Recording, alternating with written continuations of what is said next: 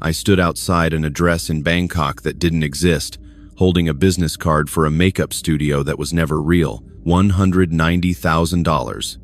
Everything I'd saved in 35 years of crawling through Phoenix attics, installing air conditioners, was gone.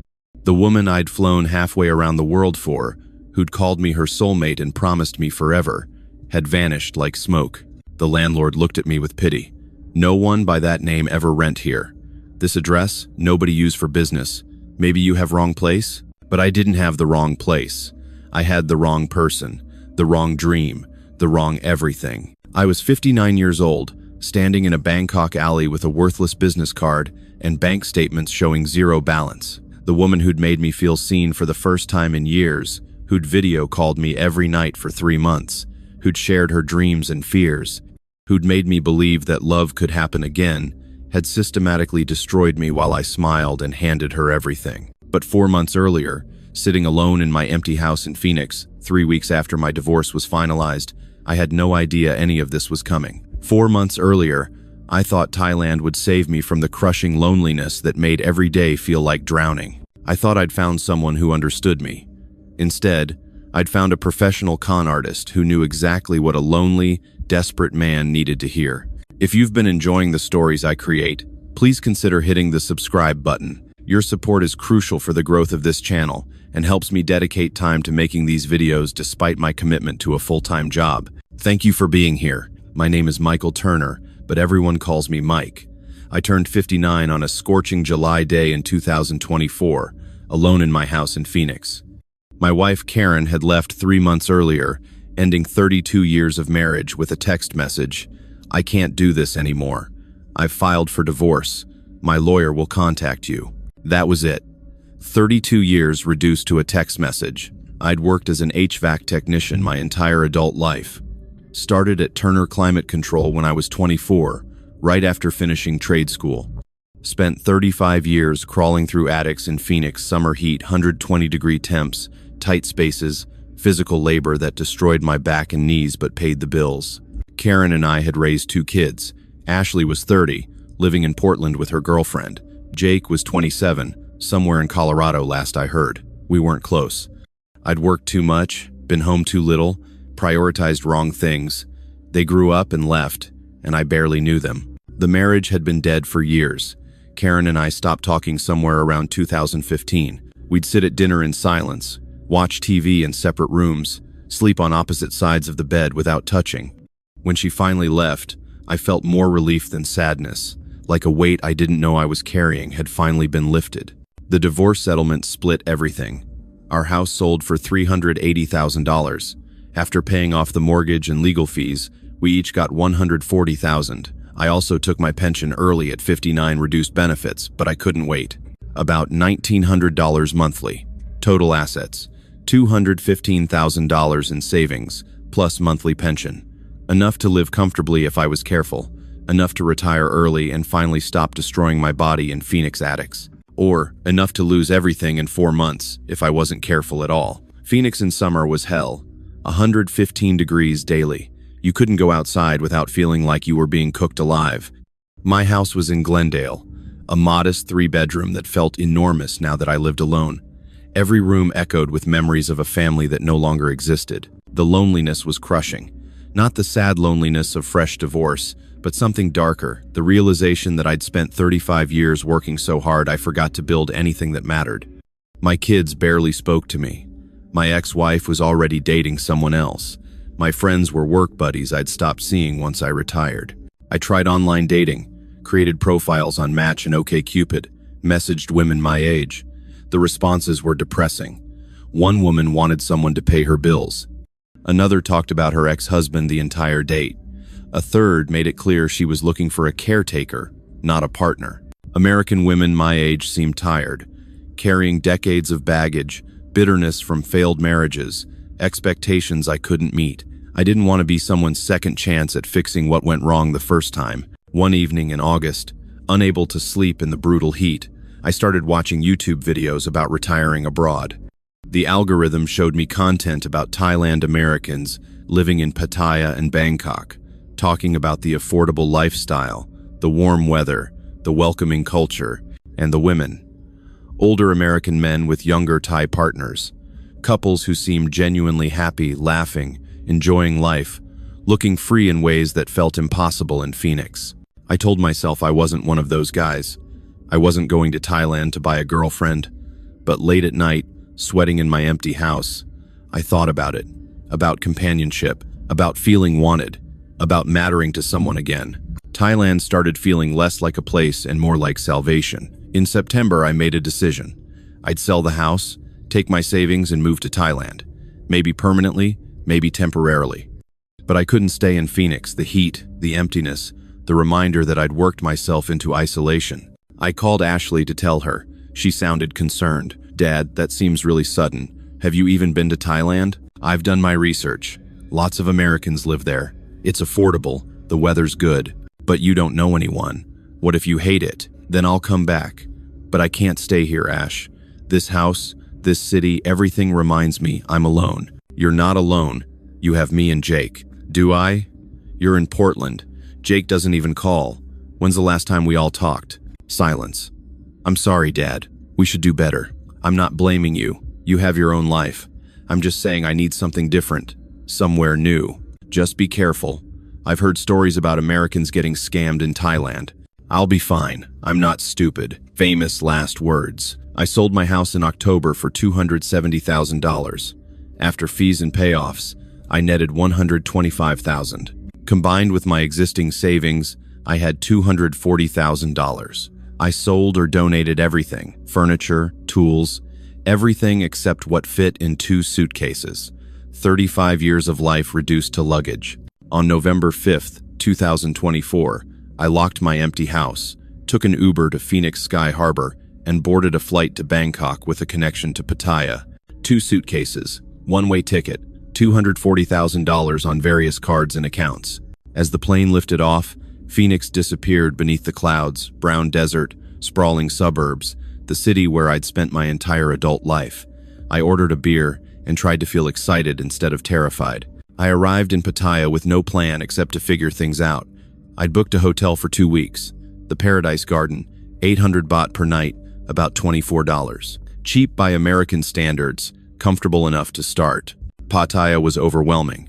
The heat was intense but different from Phoenix.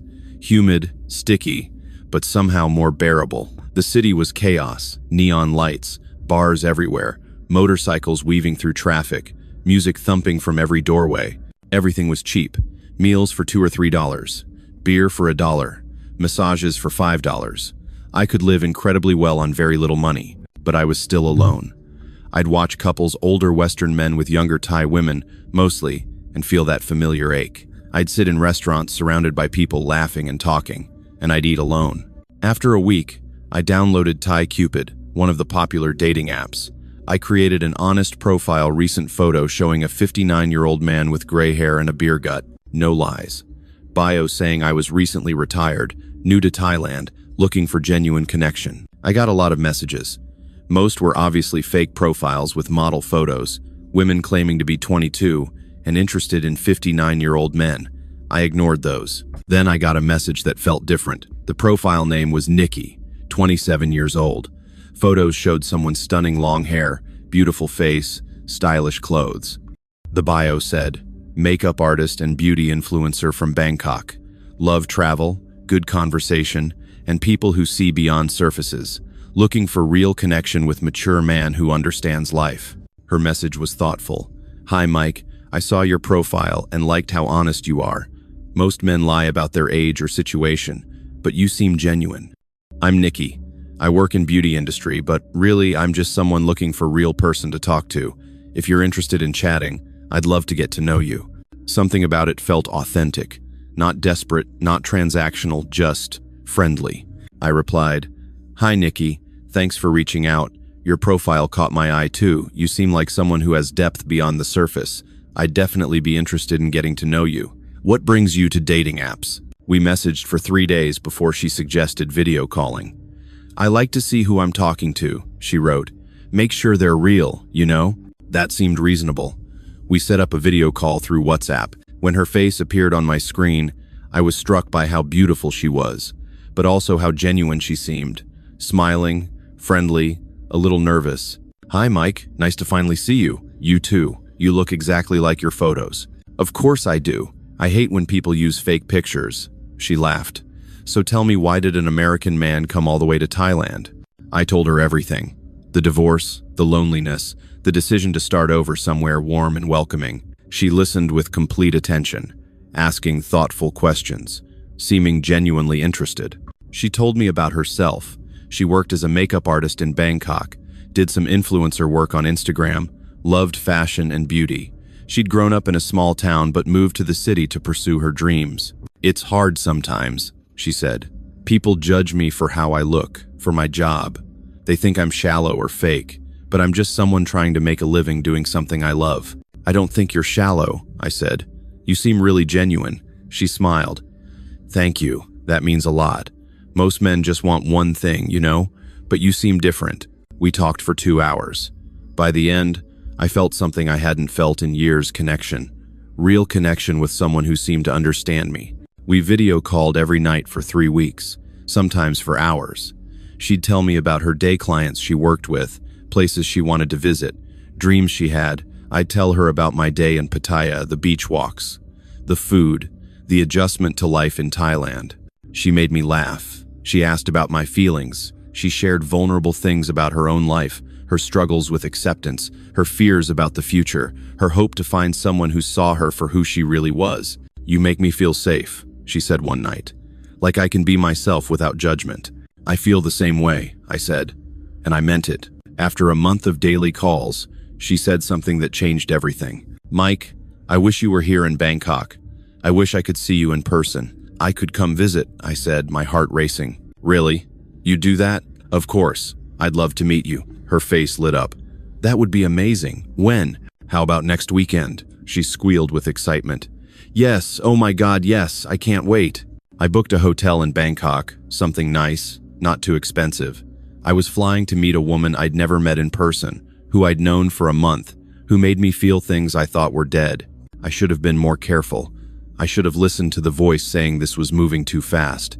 But I was 59 and lonely and convinced I'd finally found someone who saw me. I took a bus to Bangkok, a 3-hour trip through Thai countryside.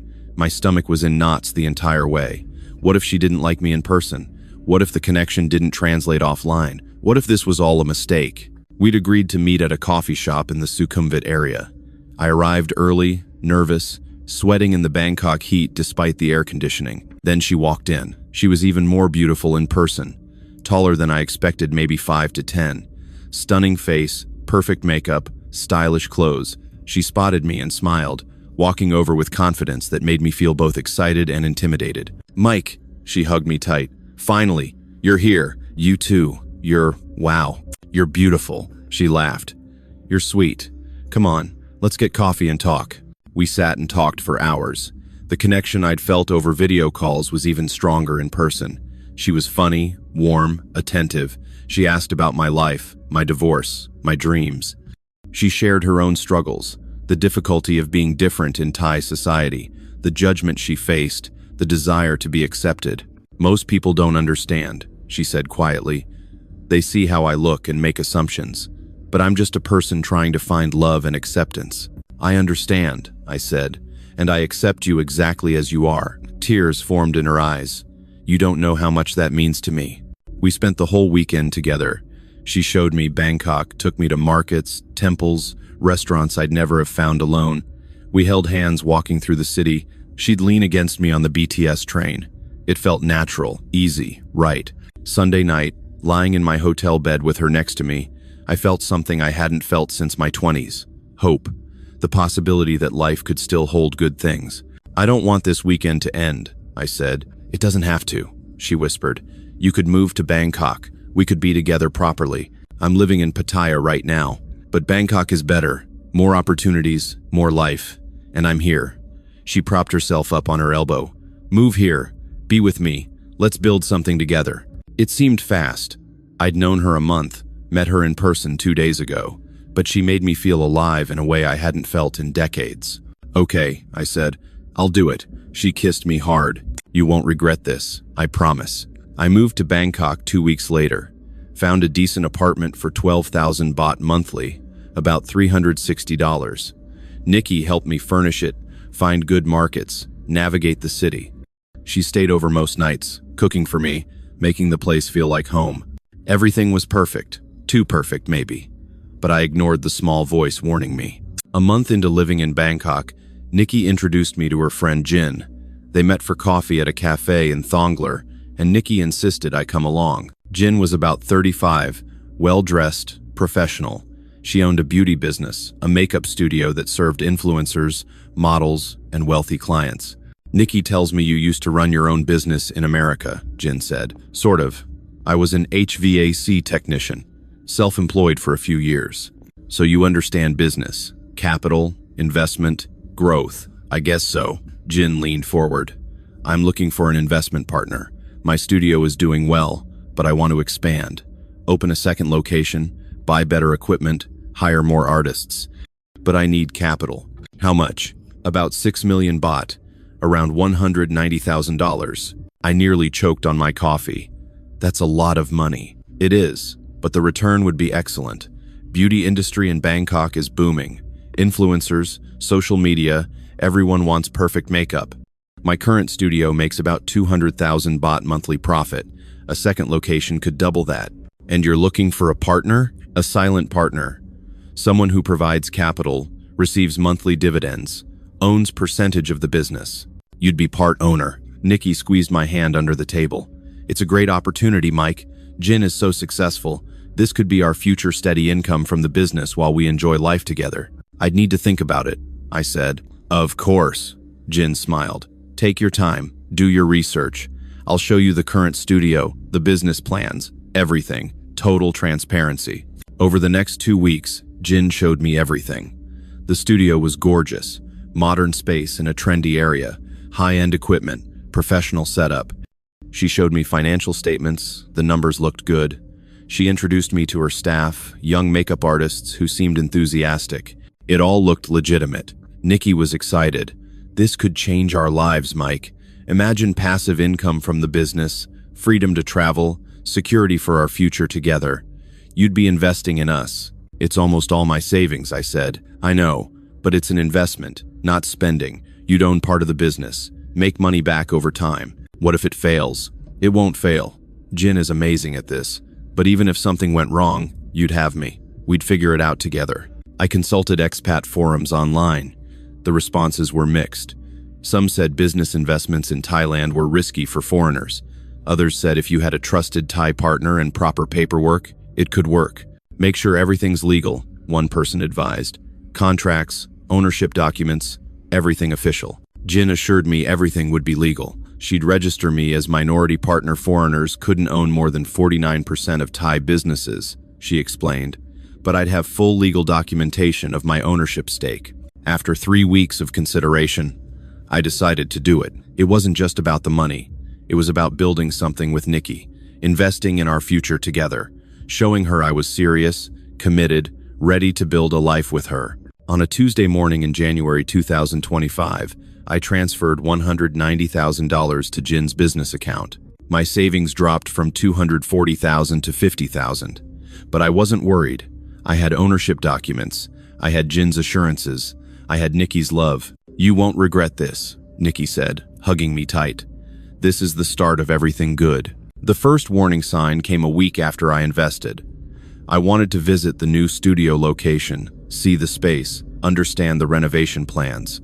Jin kept making excuses. The lease isn't finalized yet, she said. Give it another week. Another week passed. More excuses. Still negotiating with contractors. I asked to see the business registration documents showing my ownership.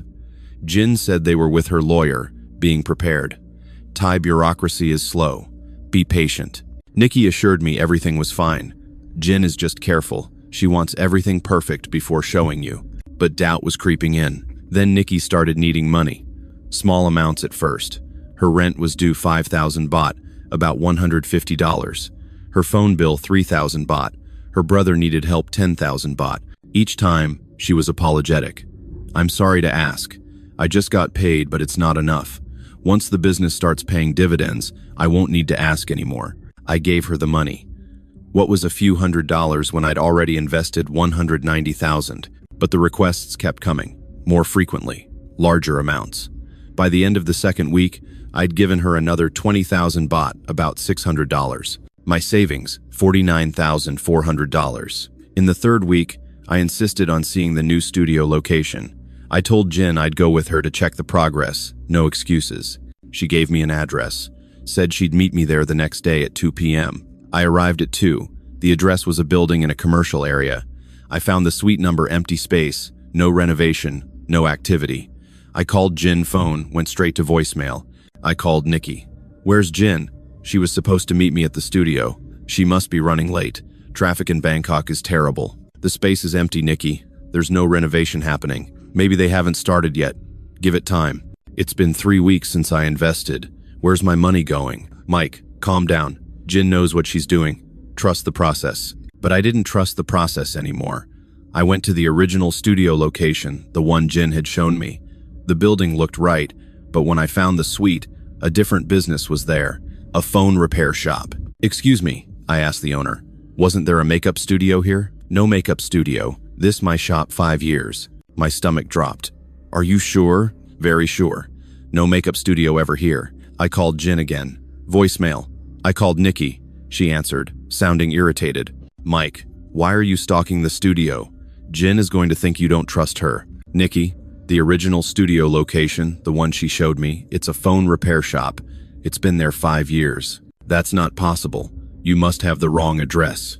I don't have the wrong address. I was there with you and Jin. Mike, you're being paranoid. This is insulting to Jin, and to me. Then prove I'm wrong. Take me to the studio. Show me it's real. I'm not your servant, Mike. If you don't trust us, maybe you should just leave. She hung up. I sat in my apartment, trying to piece it together. The studio Jin showed me, had it been a temporary rental just for show? The staff, had they been actors? The financial documents, had they been fake? I tried accessing the business registration database online. Found nothing under Jin's name or the business name she'd given me. I called my bank in America, asked about reversing the wire transfer.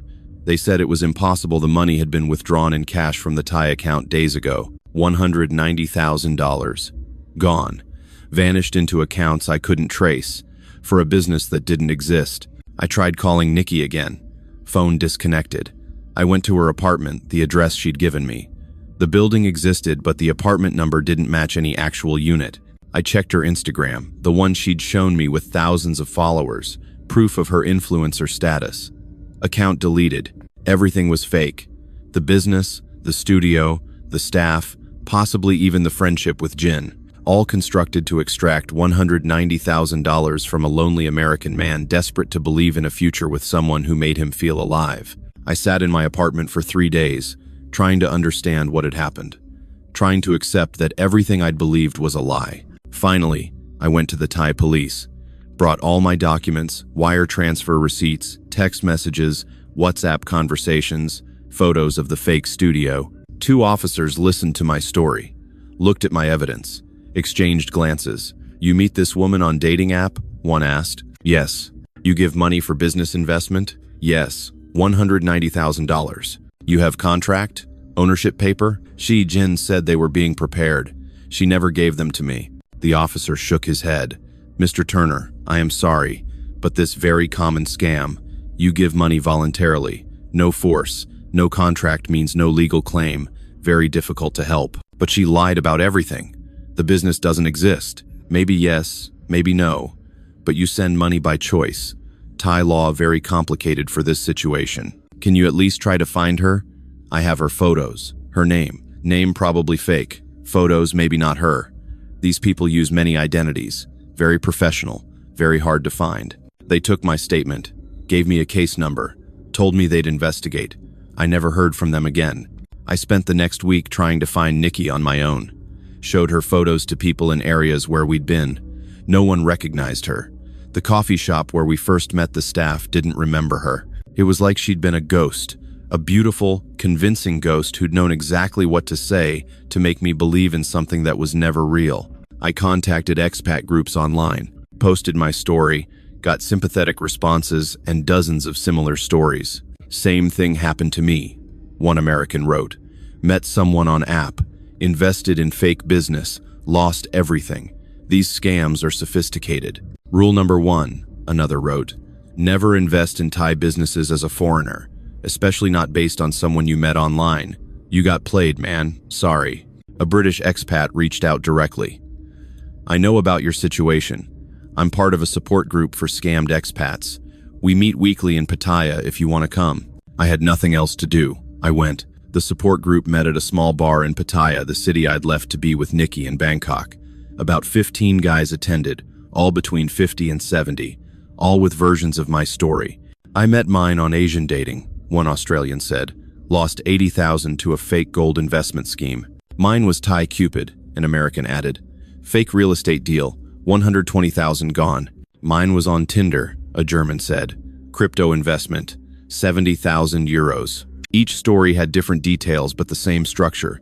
Lonely, foreign man, sophisticated scammer, fake business opportunity, empty accounts. The organizer was a British expat named Chris, who'd been scammed himself 5 years earlier. He'd lost his life savings but decided to stay in Thailand and help others avoid his mistakes. The key thing to understand, Chris explained, is that these aren't amateur operations. These are professional con artists, often working in teams. They have psychologists who teach them how to build emotional connections. They have fake offices, fake staff, fake documents, everything designed to seem legitimate until your money's gone. How do I get over this? I asked. How do I accept that I was such an idiot? You weren't an idiot. You were human, lonely, hopeful, wanting to believe in connection. That's not stupidity, that's being vulnerable. They exploit vulnerability. I gave her $190,000. That's stupid by any definition. You gave her $190,000 because you thought you were investing in a legitimate business with someone you trusted. That's different. If you'd known it was fake, you wouldn't have done it. That's not stupidity, that's being deceived. But it didn't make me feel better. I'd still lost everything. I still had $48,000 left from $240,000 I'd started with, and I still had no idea what to do next. My visa expired.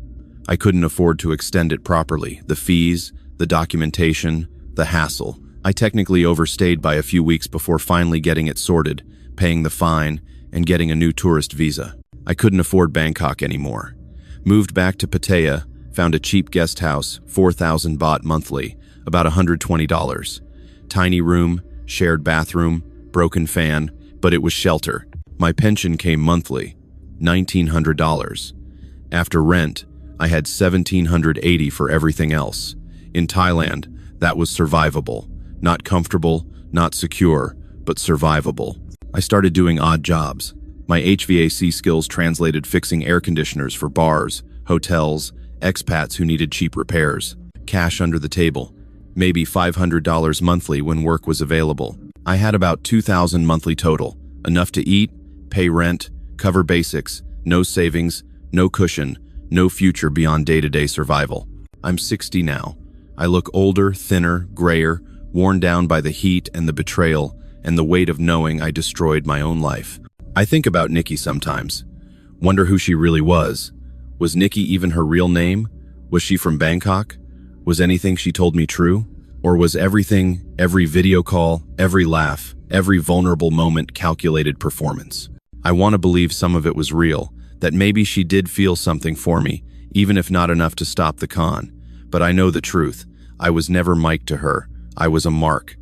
A lonely American with savings who could be manipulated into financing a fake business through emotional connection. The sophistication still amazes me.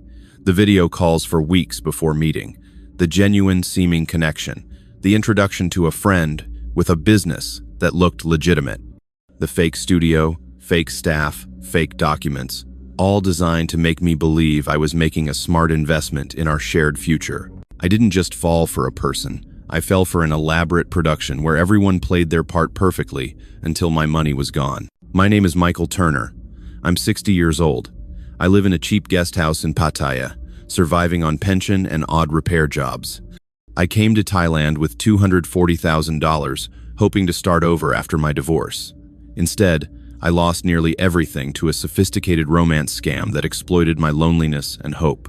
The person I knew as Nikki was never found. Thai police confirmed the name was fake, the studio was staged, and the whole operation was likely run by an organized group specializing in long-term romance scams targeting foreign men. I've learned that my situation wasn't unusual. There are entire networks running these scams, using dating apps to find lonely foreigners, building emotional connections over weeks or months, introducing fake business opportunities, extracting maximum money, then vanishing. What made mine different was the presentation.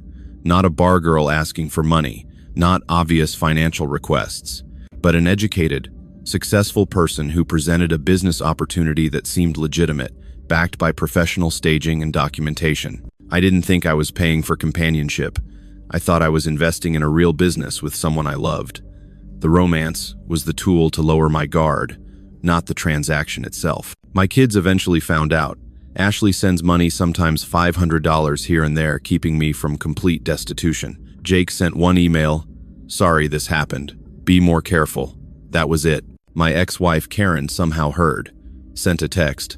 "I always knew you'd do something stupid without me around to stop you. Good luck." Mean but probably fair. I help at the support group now. New guys arrive regularly with stars in their eyes, stories about women they've met online, love they've found. I sit them down and tell them my story, the video calls, the emotional connection, the fake business, the $190,000 gone. Some listen, most don't. "My situation is different," they say. "She's not like that," they say. "I'm not stupid like those other guys," they say. And I nod because I said the exact same things. The shame is constant, not just losing the money, but how easily I was manipulated, how desperate I was for connection that I ignored every red flag, how I let loneliness override judgment. I came to Thailand for love, but I paid for a dream that never existed. The person I fell for was a character in a play designed to extract my life savings, and I handed it over willingly because I wanted to believe that someone beautiful and young could genuinely want me. The sun sets over Pattaya. My guest house room is hot, the fan barely works. In a few hours, I'll lie on my mattress and try to sleep despite the heat and the motorcycles and the weight of everything I've lost. Tomorrow, I'll wake up and survive another day. Maybe I'll find some repair work. Maybe I'll go to the support group and warn another guy who won't listen. Maybe I'll just exist, marking time until my pension runs out or I die, whichever comes first. That's Michael Turner's story. A warning written in wire transfers and fake businesses and manufactured love. A reminder that the most dangerous scams don't look like scams. They look like genuine connections that offer exactly what you're desperately seeking. I came here for love. But what I found was a professional con that knew exactly how to extract everything from a lonely, vulnerable man who just wanted to feel alive again. My reflection, sitting in my tiny room as another day ends. I came here for love, but I paid for a dream that never existed. That's the price of believing too much, too fast, in someone who knew exactly what lonely men need to hear.